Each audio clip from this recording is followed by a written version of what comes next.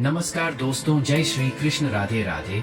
दोस्तों, एक बार फिर से स्वागत है आप सभी साथियों का हमारे चैनल। दोस्तों, एक बार सच्ची श्रद्धा से कमेंट पर जरूर लिखें हर हर महादेव। देवों के देव महादेव आप सभी मित्र बंधुओं पर अपनी कृपा दृष्टि हमेशा बनाए रखें। दोस्तों, चाहे मर जाना लेकिन स्त्रियों को यह 3 बातें कभी मत बताना। दोस्तों, आज की वीडियो बड़ी ही ज्ञानवर्धक है। आज की इस वीडियो का मकसद है कि इन 3 बातों को अपनी पत्नी या स्त्रियों को कभी नहीं बतानी चाहिए। जो भी पुरुष यह 3 बातें स्त्रियों को बता देता है तो वह पुरुष सदा के लिए ही गरीब रहता है और हमेशा दुखी रहता है। तो प्रिय साथियों, वो कौन सी 3 बातें हैं जो पुरुषों को मरते दम तक स्त्रियों को कभी नहीं बतानी चाहिए? मेरे प्रिय साथियों, ये 3 बातें हम आपको एक छोटी सी कहानी के माध्यम से बताने जा रहे हैं। आज की यह कहानी बड़ी ही ज्ञानवर्धक और बहुत ही प्रेरणादायक है। इसलिए आप सभी साथियों से हम यह आग्रह करते हैं कि आज की इस ज्ञानवर्धक कहानी को अपने मित्र बंधुओं के साथ जरूर शेयर कीजिएगा ताकि उनको भी इसका लाभ प्राप्त हो सके। तो दोस्तों, आइए आपका ज्यादा समय बर्बाद न करते हुए आज की इस कहानी को शुरू करते हैं। प्रिय साथियों, एक समय की बात है। एक नगर में एक रामलाल नाम का एक व्यक्ति रहा करता था। रामलाल मन से बहुत ही भोला भाला था और बहुत ही सीधा साधा था। उसने अपने जीवन में किसी भी प्रकार का कोई पाप नहीं किया था। प्रिय मित्रों, रामलाल की जो पत्नी थी वह थोड़ी भुलक्कड़ स्वभाव की थी और रामलाल की 2 छोटे छोटे बच्चे भी थे। प्रिय साथियों, रामलाल अपनी पत्नी से किसी का भी प्रकार की कोई भी बात नहीं छुपाता था और रामलाल अपने घर में अकेला ही कमाने वाला था, जिसने अगर मैं रामलाल रहा करता था उस नगर में सबसे गरीब रामलाल ही था।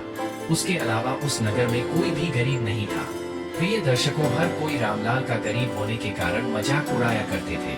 रामलाल अपने ही नगर में जो बड़े बड़े सेठ थे उनके यहाँ नौकरी किया करता था और उनकी गायों को चराया करता था। इसी वजह से रामलाल के घर का चलन चल रहा था। उनसे ही 2 टाइम की रोटी मिल रही थी। परंतु प्रिय साथियों, एक दिन की बात है। किसी कारणवश रामलाल जिससे सेठ के यहाँ काम किया करता था वह सेठ रामलाल को बुलाता है और रामलाल से कहता है कि रामलाल, अब तुम्हें कल से आने की कोई जरूरत नहीं है, क्योंकि हमने तुम्हारे अलावा किसी और को काम पर रख लिया है, जिसकी वजह से अब हम तुम्हें नहीं रख पाएंगे और जो तुम्हारी पिछले महीने की पगार है उसे ही तुम ले जा सकते हो और यहाँ से जा सकते हो। प्रिय मित्रों, उसके बाद रामलाल जिस सेठ के यहाँ काम किया करता था उस दिन उस सेठ से अपनी पिछले महीने की पगार लेकर अपने घर आ जाता है। रामलाल बहुत ही दुखी होता है और फिर रामलाल घर आकर जैसे ही अपनी पत्नी को पैसे देता है तो रामलाल की पत्नी बहुत ही खुश होती है। परंतु उसके बाद रामलाल अपनी उस भुलक्कड़ पत्नी को बताता है कि अब मेरी नौकरी छूट चुकी है, अब कल के बाद मैं कहीं नहीं जाऊंगा। तो दर्शकों, उसके बाद रामलाल अपने घर में ही रहता है क्योंकि रामलाल के पास अब कोई भी काम नहीं बचा था। उसके बाद देखते ही देखते कई दिन बीत गए, परंतु रामलाल को कोई भी काम नहीं मिल रहा था और घर में रखे हुए जो पैसे थे वह भी धीरे धीरे खर्च हो रहे थे। उसके बाद रामलाल उस बात को सोचने लगता है कि अब हमारे घर का चाल चलन कैसे चलेगा। तुम्हारे घर में कमाने वाला केवल मैं अकेला हूँ और मुझे कुछ ना कुछ तो करना ही होगा, वरना इस तरह तो हम भूखे ही मर जाएंगे। दोस्तों, इस प्रकार देखते देखते ही कई दिन बीत गए और फिर एक ऐसा समय आ जाता है जब रामलाल के घर में खाने के लिए एक दाना भी नहीं बचता है। रामलाल बहुत ज्यादा उदास हो जाता है और फिर मन ही मन अपने आप को कोसने लगता है और फिर एक दिन की रात को रामलाल को अपने बच्चों और पत्नी के साथ भूखा ही सोना पड़ता है। और फिर दूसरे दिन जैसे ही सवेरा हुआ, रामलाल अपने घर से थोड़ी दूर जंगल में जाता है और जंगल में लकड़ियाँ काटने के लिए जाता है। और जैसे ही रामलाल जंगल में लकड़ियां काट रहा होता है तो रामलाल को एक संत दिखाई देते हैं। जैसे ही रामलाल को वह संत दिखाई देते हैं तो वह रामलाल संत के नजदीक जाता है और फिर संत रामलाल को देखकर अपनी आंखें खोल लेता है। दोस्तों, रामलाल उस विद्वान संत को प्रणाम करता है और प्रणाम करने के बाद उनके पैरों में गिर जाता है और कहता है कि हे गुरुदेव, मेरे घर में खाने के लिए दाना पानी नहीं है, मेरे बीवी बच्चे भूखे मर रहे हैं, कृपया करके आप मुझे ऐसा सुझाव दें जिसकी वजह से मेरा घर ठीक तरह से चल सके। साथियों, इस प्रकार विनती करने के बाद वह संत रामलाल की ओर देखता है और वसंत रामलाल की तरफ देखकर यह पता है कि वह बहुत ही नापापी है। उसने अपने जीवन में आज तक कोई भी पाप नहीं किया है और बहुत ही सीधा साधा स्वभाव का है। उसके स्वभाव को देखकर वह विद्वान साधु रामलाल से कहता है कि रामलाल, आज मैं तुम्हें एक ऐसे पेड़ के बारे में बता रहा हूँ अगर तुम उस पेड़ के नीचे जाकर तुम उस पेड़ से जो भी मांगोगे तो वह पेड़ तुम्हें लाकर दे देगा। अगर उस पेड़ का एक छोटा सा भी भाग, छोटी सी भी लकड़ी तोड़ लेते हो, काट लेते हो, तो वह सोने में बदल जाएगी। इस तरह तुम अपने घर को चला सकते हो, अपने घर की गरीबी को दूर कर सकते हो। मगर संत रामपाल को यह बात बताते हैं कि तुमने इस बात को किसी अन्य आदमी या औरत को बताया तो उस दिन के बाद से ही तुम्हें यह पेड़ किसी भी प्रकार की कोई वस्तु नहीं देगा और तुम्हें सब कुछ देना बंद कर देगा। प्रिय साथियों, रामलाल तो सीधा साधा था और रामलाल उस साधु के द्वारा बताए गए पेड़ के नीचे जाता है और पेड़ के नीचे जाकर रामलाल को सबसे पहले अपनी पत्नी और बच्चों की याद आ गई और फिर रामलाल सबसे पहले उस पेड़ से एक बोरी चावल मांगता है। जैसे ही रामलाल उस पेड़ से एक बोरी चावल मांगता है तो झट से ही ना जाने कहां से एक बोरी चावल रामलाल के सामने आ जाते हैं। रामलाल उसे एक बोरी चावल को घर ले जाता है और घर जाकर अपने बीवी बच्चों को चावल खिलाता है। प्रिय साथियों, उस दिन रामलाल ने अपनी पत्नी को यह नहीं बताया था कि वह चावल कहां से लाया है, परंतु फिर जैसे ही रामलाल दूसरे दिन उस पेड़ के पास जाता है तो रामलाल उस वृक्ष से 5 सोने की मुद्राएं मांग लेता है और जैसे ही रामलाल मांगता है तो वह वृक्ष झट से रामलाल को सोने की 5 मुद्राएं दे देता है और रामलाल 5 सोने की मुद्रा पाकर खुश हो जाता है और अपने घर को वापस आ जाता है। घर आकर रामलाल अपनी पत्नी को 5 सोने के सिक्के देता है तो रामलाल की पत्नी भी बहुत खुश होती है और उसके बाद रामलाल अपनी पत्नी को सारी बात बता देता है, क्योंकि रामलाल की पत्नी ने जैसे ही रामलाल के हाथ में वह 5 सोने के सिक्के देखे तो वह रामलाल से पूछने लगी कि आखिर तुम यह सिक्के कहां से लाए हो। तो रामलाल अपनी पत्नी को सारी बातें बता देता है। दर्शकों, उसके बाद रामलाल अपनी पत्नी से कुछ नहीं छिपाता है, मगर रामलाल को इस बात का पता था कि पत्नी भुलक्कड़ स्वभाव की है। वो अपनी सारी बातें पड़ोसियों को बता देती, जो भी रामलाल उसे बताता वो उन बातों को पड़ोसियों को बता देती। लेकिन इस बात अंत में रामलाल पेड़ से हजार सारी बातें बता देता है और जैसे ही रामलाल उसके बाद देखते ही रामलाल के सामने एक बोरी भर रामलाल के सिक्के आ जाते, वृक्ष से 5 सोने के सिक्के मांग सोने के सिक्के की और फिर एक दिन की बात है पीठ पर रखकर अपने घर ले जाता है। दर्शकों, वह सोने के सिक्के पाकर और उस विद्वान का आशीर्वाद पाकर रामलाल देखते देखते ही बहुत धनवान हो गया। रामलाल के पास बहुत सारा धन हो गया। रामलाल जिस सेठ के यहाँ नौकरी किया करता था उसने उस सेठ से भी ज्यादा तरक्की कर ली और रामलाल उस सेठ से भी ज्यादा धनवान हो गया। साथियों, यह देखकर रामलाल के सारे गांव वाले दंग रह गए और सोचने लगे कि आखिर ये सीधा साधा रामलाल इतना धनवान कैसे हो रहा है।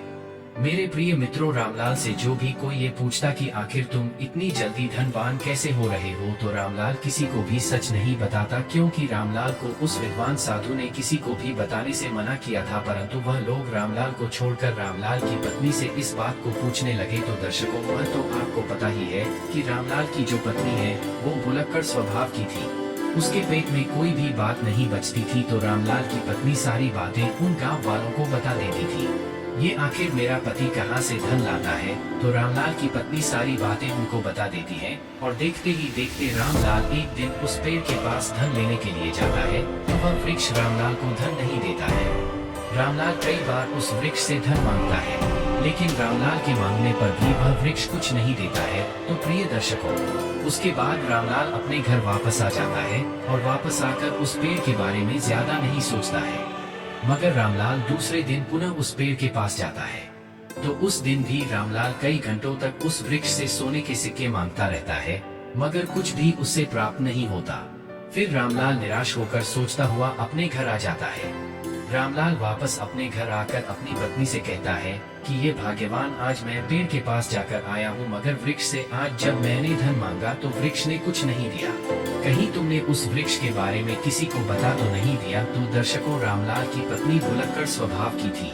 वह अपने मन में किसी भी प्रकार की कोई बात नहीं छुपाती थी और इसमें कोई संदेह नहीं है। तो रामलाल की पत्नी रामलाल से कहती है कि जब मुझसे गांव वालों ने पूछा कि इतना सारा धन तुम्हारे पास कहां से आ रहा है तो मैंने उन सबको बता दिया। साथियों, अपनी पत्नी के मुख से यह बात सुनकर रामलाल समझ जाता है कि हो ना हो यह सब सारी करतूत मेरी पत्नी की ही है। प्रिय दर्शकों, उसके बाद रामलाल अपनी पत्नी को बहुत डांटता है और फिर इस तरह कई दिन बीतते रहते हैं। कई दिन बीत जाते हैं। रामलाल के पास जो धन था खर्च होता जाता है और देखते देखते ही रामलाल फिर से अमीर से गरीब होने लगता है। रंग से रंग और भी रंग बन जाता है और देखते देखते ही रामलाल की फिर से वही स्थिति हो जाती है। रामलाल के घर में खाने के लिए दाना भी नहीं बचता है। तो दर्शकों, एक दिन फिर से रामलाल की पत्नी और बच्चे भूखे सोते हैं तो रामलाल अपनी पत्नी को कोसने लगता है और पत्नी से कहता है कि भुलक्कड़, यह सब तुम्हारी वजह से हो रहा है। अगर मैं तुम्हें ना बताता तो आज ये बुरे दिन नहीं देखने पड़ते। इस प्रकार रामलाल अपनी पत्नी से कहता है, मगर दर्शकों कहते हैं जब बचता है क्या, जब चिड़िया चुग गई खेत। तो इस प्रकार रामलाल अपनी पत्नी से कहता है, मगर वह बहुत लेट हो चुका था।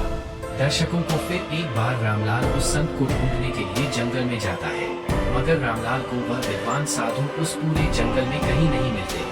रामलाल को ढूंढते ढूंढते कई घंटे बीत जाते हैं और फिर कई घंटे बाद रामलाल को बसंत मिल जाते हैं। संत मिलते ही रामलाल उन संतों के चरणों में गिरकर रोने लगता है, गिड़गिड़ाने लगता है और कहता है कि हे गुरुदेव, आखिर मुझसे ऐसी कौन सी भूल हो गई जिसकी वजह से आप मुझसे रूठ गए हो। आप ही मेरे दादा हो, आप ही मेरे विधाता हो है। विधाता, आप मेरी भूल को माफ करें, क्योंकि मेरी एक भूल के कारण आज मेरे बच्चे फिर से भूखे सो रहे हैं। इसलिए गुरुदेव, आप मेरी सहायता करें। प्रिय दर्शकों, उसके बाद वह साधु रामलाल से कहता है कि रामलाल, अगर ऐसी बात है तो मैं तुम्हें माफ करता हूँ, परंतु आज मैं तुम्हें एक बात बताने वाला हूँ और मेरी बात यह है कि कभी भी जीवन में यह 3 बातें हर पुरुष को अपनी पत्नियों को नहीं बतानी चाहिए। जो पुरुष ये 3 बातें अपनी स्त्रियों को बताता है वो पुरुष जीवन में सदा के लिए दुखी रहता है, सदा के लिए जीवन में गरीब रहता है। प्रिय साथियों, दूसरी बात है कि किसी भी पुरुष को अपनी पत्नी को अपनी कमजोरी नहीं बतानी चाहिए, क्योंकि जो पुरुष अपनी पत्नी को कमजोरी बताता है तो वह खुद फंस जाता है। क्योंकि अगर आप अपनी पत्नी को अपनी कमजोरी बताते हैं तो वह बार बार आपकी उस कमजोरी को पकड़ लेगी और अपना काम करवाने लगेगी, कमजोरी को पकड़कर आपको दबाने लगेगी। अगर आप अपनी कमजोरी अपनी पत्नी को बता देते हैं तो आप जीवन में हमेशा पछताते ही रहोगे। दर्शकों, इसीलिए किसी भी पुरुष को अपनी पत्नी को अपनी कमजोरी नहीं बतानी चाहिए। तीसरी बात, किसी भी पुरुष को अपनी पत्नी को अपने जीवन में हुए अपमान के बारे में नहीं बताना चाहिए। आधार, जो पुरुष अपनी पत्नी को अपने अपमान के बारे में बता देता है, सुबह पत्नी हर बात पर छोटे छोटे झगड़े पर आपको उस अपमान के बारे में बोलकर उसका हवाला देकर आपको परेशान करेगी, आपको मजबूर करेगी और बात बात पर उस अपमान का हवाला देगी, क्योंकि स्त्रियां धर्म और कर्म से बंधी हुई होती है। इनके मन में अपनी इच्छाएं छुपी होती है और यह अपनी बातें अन्य लोगों को नहीं बताती है, मगर स्त्रियां दूसरों की बातों को दूसरों को अवश्य बता देती है। इसलिए आप अपने अपमान के बारे में अपनी पत्नी को बताते हैं तो इसमें आपकी मानहानि होती है। प्रिय दर्शकों, ये 3 बातें कभी भी अपनी पत्नी को नहीं बतानी चाहिए। तो दर्शकों, ठीक इसी प्रकार वह विद्वान साधु रामलाल को यह 3 बातें कहता है। रामलाल संत द्वारा बताई गई इन बातों पर अमल करता है और उसके बाद वापस अपने घर चले जाता है। दर्शकों, फिर देखते ही देखते रामलाल के वह अच्छे दिन आने लगते हैं और रामलाल फिर से रंग से राजा बन जाता है। तो दर्शकों, इस प्रकार यह 3 बातें स्त्रियों को कभी नहीं बतानी चाहिए। मेरे प्रिय मित्रों, आशा करता हूँ कि आपको यह कहानी पसंद आई होगी। अगर पसंद आई हो तो एक बार कमेंट में जरूर लिखें। हर हर महादेव। देवों के देव महादेव सदैव आप पर अपनी कृपा बनाए रखें। धन्यवाद।